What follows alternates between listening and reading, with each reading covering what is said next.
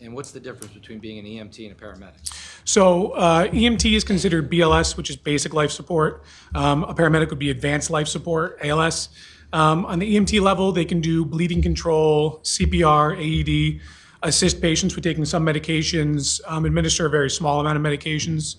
Paramedics can do far more. We can go into cardiac monitoring, some invasive procedures. We have a lot larger range of medications that we're allowed to administer. Our scope is just a lot broader than EMTs. You had mentioned AED with regards to EMTs. What does that mean? So that's a defibrillator, an automatic defibrillator. That is where you would apply it to someone who's in cardiac arrest. It analyzes a rhythm and then will determine if the patient should be delivered a shock or not. The machine determines that, not the provider, and that's why EMTs don't have extensive cardiac training like paramedics do. So the machine will determine that for them, or a layperson or anybody who's using it. And what would a paramedic do in an instance where an AED would be used?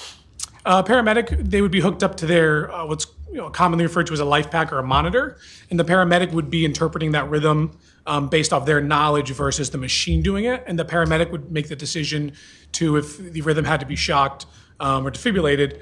The paramedic would make that decision versus what the machine making that decision. Okay. Now, were you working back on May 15th of 2022? I was. And in what capacity were you working? I was an EMT at that time. And where were you an EMT? At Echo Jose Ambulance in Shelton. And EMT, what does that stand for? Emergency medical technician. And what shift were you working then? I was working 6 p.m. that night until 6 p.m. the next morning. I was on a 24-hour shift. Okay, so you started on the 14th into the 15th? The night of the incident is when I started at 6 p.m. Okay. And you were slated to get off at 6 a.m. the next 6 p.m. the next day, yeah, 24. We call it a reverse 24 because you start later in the day. Okay. And did you have an occasion to respond to a report of medical need at 43 Laurel Glen? I did. And I want to direct your attention to State's Exhibit 1 behind you. Is that the area in which you responded that just for the record, the red dot there is 43 Laurel Glen? That is, yes. Okay. And when you got there, can you please just, actually, withdrawn. I'm going to show you State's Exhibit 2. Again, is this the house that you responded to that night? That is. On a report of medical, someone in need of medical attention? Yes, sir. Okay. And when you got there on what time did you get there? I believe the call was dispatched just before midnight, and we arrived a minute or two after midnight. Okay. So for all intents and purposes, you arrived there on the 15th of May? Yes, sir. Correct. So when you got there, can you describe to the ladies and gentlemen of this jury what the scene was like? Sure. So when we arrived, the police were obviously there. I think there was maybe 1 or 2 units. I can't remember specifically. And there was a large group of people on the front lawn. We pulled just past the residents to leave room for additional ambulances because at that point we had been told there was multiple patients.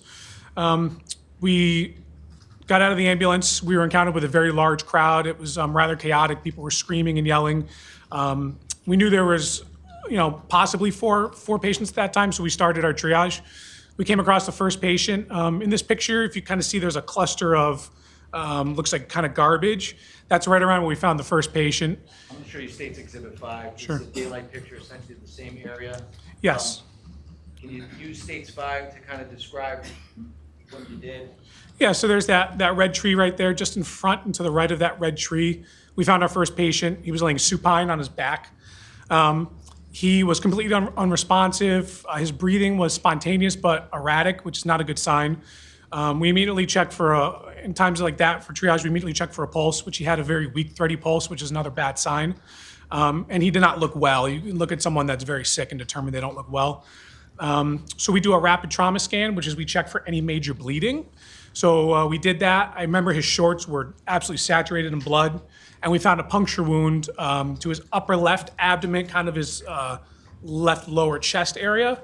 So when we come across a wound like that, where there's suspected trauma, you apply what's called a chest seal. In the event that there is a punctured lung, it can help stop that lung from collapsing any further. So we applied that chest seal. At that point, we didn't see another major bleeding, so my partner broke off and continued to triage the rest of the patients. And when I went to reassess that patient that was laying there, we noted that he had stopped breathing at that point. I reassessed the pulse, and he had no pulse. So you mentioned triage. What is triage? Can you just explain? Yeah, that? of course. So triage is when you get onto a scene and you're overwhelmed by patients for the amount of resources you have immediately available, you have to determine who is in the worst shape and who could benefit most from the help. So if you come across someone that is in cardiac arrest and deceased and you have 4 other patients, you're not stopping to help that patient, unfortunately. You're moving on to someone who can still be helped. Because if you stop to help that person, their odds are very slim. Now, someone else who had another chance to survive, their odds are going down because you're spending time on this person who really has no shot. Okay. So on the night in question, when you got there, is it safe to say, based on what you've told us so far, when you got there, you attended to the first patient that you saw? We did, yep. And that patient, based on your assessment, was still breathing and had a pulse? Yeah, it was a very weak, thready pulse, and his respirations are very erratic, but they were spontaneous, so he was still breathing technically. Yes. And when you applied the chest seal, I think you said, what, if anything, did that do for the patient?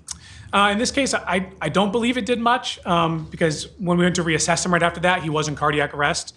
So I don't think it did anything. So when he went into cardiac arrest, what, if anything, did you do next? So when someone goes into cardiac arrest, we immediately apply the AED. The AED will analyze a rhythm. While we're setting up the AED, we'll start CPR. But in a witnessed arrest, you want to get the AED on as quick as possible. The witness arrest meaning he went into cardiac arrest right in front of us, because odds are he's probably in a rhythm that can be shocked. So we started CPR. I had 2 bystanders there. One said she was a nurse. One said he was a neighbor that was trained in CPR, because at this point my partner was triaging the rest of the patients.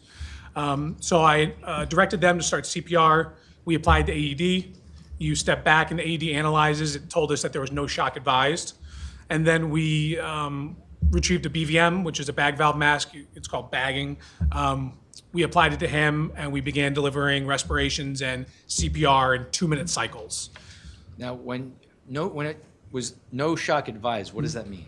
So the AED will analyze a number of heart rhythms, but there's only 2 rhythms that you can shock: ventricular tachycardia and ventricular fibrillation. And the AED will only deliver a defibrillation. Fibrillation. I meant to say fibrillation. Atrial fibrillation and ventricular tachycardia. Ventricular tachycardia and sorry, I'm drawing a blank. VFib, ventricular fibrillation. Sorry. Those are the only 2 rhythms that can have a defibrillation delivered to them. So the AED won't deliver a shock to anything else besides that. So when it says no shock advised, it means it wasn't in one of those rhythms. I can't tell you what rhythm it was. It doesn't tell you what it was. It just means it wasn't one of those. Okay. So when you applied the AED, you received that information. What, if anything, what steps did you take to continue to render aid to that individual? Sure. So we insert an OPA, which is a small piece of plastic that's curved that helps keep the tongue forward to help deliver ventilations a little more effectively. And then we do CPR at a rate of 30 compressions to 2 ventilations. And we do that in 2-minute cycles, and the AED will count down and it will tell you to stand clear and analyze. It will analyze, tell you if there's a shock advised, no shock advised, and then you just continue doing that in 2-minute cycles. Now, what was the scene like around you when this was going on? Do you recall what the scene was like, or were you completely? Yeah. So it was as I mentioned before, it was pretty chaotic. There was quite a few people that were screaming. A lot of people in distress. I remember it was dark. One of the police officers was providing light to us with a flashlight, but even then, that wasn't like there 100% of the time. So it was fairly chaotic. Was it so dark where you couldn't see what you were doing in front of you? No, I could see what I was doing, but it was dark, but I wouldn't say it was like pitch black where I couldn't see anything. I believe there was, I feel as though there was light coming from the house as well. We have scene lights on the side of our ambulance that we turn on as well, that are kind of like floodlights that provide light. In this case, the ambulance was fairly close to where we were working on this patient. And in looking at this exhibit here, State's Exhibit 5, was your ambulance parked somewhere in the area of this, on the street here, State's 5? It was, yeah. If you look at that reddish tree, I'd say we were just past that. Okay. Now past it to the right? Or to the right. Okay. Okay. And with regards to States 5, can you tell where you were working on the patient you just testified to in States 5? Yeah, so there's a cluster of looks like white garbage Yeah, right there. I'd say it was right in that area because that looks like the remnants of kind of what we leave behind sometimes in emergent situations. A lot of the wrappers of things that we use. Your Honor, if the record can reflect that, I'm pointing to what appears to be the lower right-hand corner of the grass area where there is white, looks like maybe gauze pads or debris or medical material. All right, thank you, Attorney Durso. The record shall reflect that. Thank you. Now, you said you were an EMT back on May 15th of 2022. Yes. Did a paramedic arrive to the scene at some point? You did. I would say just over 5 minutes, anywhere in the 5 to 10 minute range. A paramedic arrived at that point. Our primary paramedics were from a service called VEMS, Valley EMS, and they are out of Seymour. So anytime that there's a call that is considered advanced life support, they will also come in addition to us. And when that parent, do you know the name of that individual that responded? Jeff McKee. And when Jeff responded to the scene, were you present when, withdrawn, when Jeff responded to the scene, did he take over care of that patient? He did. We give a short handoff report of what we encountered, what we've done, and then he assumes primary patient care. And when you handed off care to Mr. McKee, what, if anything, did you do or did you observe at that point in time? At that point, I believe we did not spend much time working on him there. We moved him onto the stretcher. We moved the stretcher into the ambulance, and then we started transporting a short time later. And what were your responsibilities with regards to transport? During transport, I was driving. Okay. And who went with you, withdrawn? Did you go to the hospital? Driving, I did, yes. Okay, and what hospital did you go to? Bridgeport. And who was in the ambulance with you while you were driving? It was Jeff McKee and my partner, And who was your partner? Sophia Kaiser. And what is the protocol when you, withdrawn, how long would you say it took to get from 43 Laurel Glen to Bridgeport Hospital? I can't recall the exact time. If I don't want to guess. I can't give you, it's hard for me to give you a number on that. When you were driving from 43 Laurel Glen over to Bridgeport Hospital, does the ambulance you were driving, does it have lights and sirens on it? Yes. Did you in fact initiate the lights We and did, yep. sirens? And okay, and when you get to the hospital, any given patient that you deliver to the hospital, what's the protocol for handing off to the hospital? Yeah, so generally at Bridgeport Hospital, we touch base with what's called the EMS triage nurse. She'll check the patient in. You give a handoff report to them, and then they'll assign the patient depending on the acuity of that. In calls like this, we do what's called a radio patch, where you call into the hospital ahead of time and let them know what you're coming in with, and you try to impress on them the seriousness of the situation. So when that happens, a lot of the times you won't stop at EMS triage. You'll bypass them and go directly to the trauma room where the trauma team will be waiting. And that happened in this case? It happened in this case, yes. And once you handed off the patient to the hospital at that point, what, if anything, did you do in relation to this case? At that point, I just removed the stretcher from the trauma room. We go back to the ambulance and we begin to decon so we can get back in service for if there's any additional calls coming in. Thank you. I have no further questions, Your Honor. Thank you. Attorney Smith? Thank you, Your Honor. You're welcome. Good morning, how are you? Good morning, sir. I'm good. How are you? Good. You talk a little quick, Mr. I'm Egan. sorry. Yeah, I tend to do that. So I'm gonna maybe ask you to just slow down a little bit I'll for do my us. I just best. want to go over things, okay? Sure. You used a term right there at the end, which I was unfamiliar with, maybe the jurors are unfamiliar with as well. You said after you took the stretcher out and went back to decog? Decontaminate. Decon, Yep. gotcha, decontaminate, thank you. All right.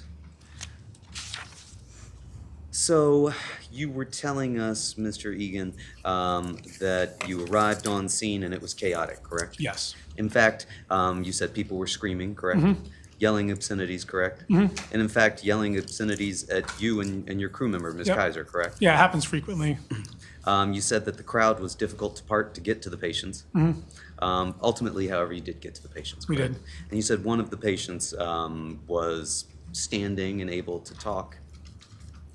I didn't write that in the chart. I believe Sophia might have written a addendum after she went and triaged, but I did not encounter any standing patients. You didn't encounter any standing patients. You No. encountered one person who was laying down on the grass, correct? Yes. And then you rendered some aid to the person that you indicated or believed was the most in need of your care. Is that fair to say? Yeah, he was the first one he came across. So we do a rapid scan. And then, yeah, after we did the rapid scan, applied that chest seal, my partner moved on to assess the rest of them. And then I began working doing, the AED, CPR. Any indication that these yelling, screaming folks had been drinking? I did not witness any alcohol, so I can't comment on that. Did you feel threatened at all? I didn't feel threatened, no. I didn't feel the obscenities were being yelled like at us in a violent method. It was more like, hurry the blank up, he's blanking dying, things like that. Okay. And yet they were still difficult to part for you to get to the patient? Yeah, because it was very chaotic. So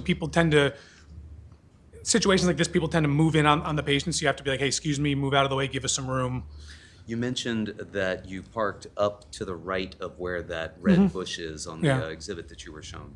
There were cars parked along the roadway?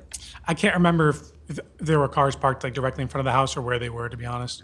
Do you recall whether or not there were cars parked in the driveway? I do not recall, no. You were solely focused on trying to get to the patients that Yes, you saw yep. today. And when you got to this patient that you have described to us rendering a lot of aid to, you noticed that there was a puncture wound to the left lower chest, correct? Yeah, left lower chest or upper abdomen, right in that area. That was the only wound that you saw on this individual that you were treating? That's the only one I observed at that time, yes.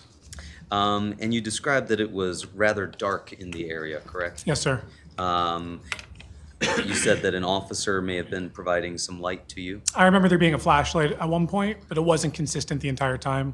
You also had a light you described to us that was on your vehicle itself, correct? The scene lights, yeah. The scene lights. Yep. Those, however, didn't provide a ton of light. Is that fair to say? No, yeah, it's not adequate by any means to completely light the scene up, no. Gotcha. And this night was also rainy and misty, was it not? I don't remember the weather, to be honest with you. Do you recall whether or not the grass was wet where you were? I do not. Do you recall, you said you were the driver, correct? I was, yep. Do you recall whether or not you had your wipers on as you were driving to the scene? I don't recall. And then you described for us rendering aid. At some point, you were joined by Jeff McKee, correct? Yes. You handed off to him. Did he stay in the vehicle with you as you drove to Bridgeport Hospital? Like, did he stay in the ambulance with us? Yes. Yeah, he was in the back working on the patient. So in this vehicle was you, the patient, Ms. Kaiser, and Mr. McKee, correct? Yes. And sir, you've been called here today to tell us what you witnessed when you responded to the scene. Yes. You've done that to the best of your ability. Yes, sir. But if what these jurors are interested in is why Mr. Valle did what he did that night, you can't really be of any help to these jurors. No, sir. Thank you. Nothing further. Thank you. Thank you. Any redirect?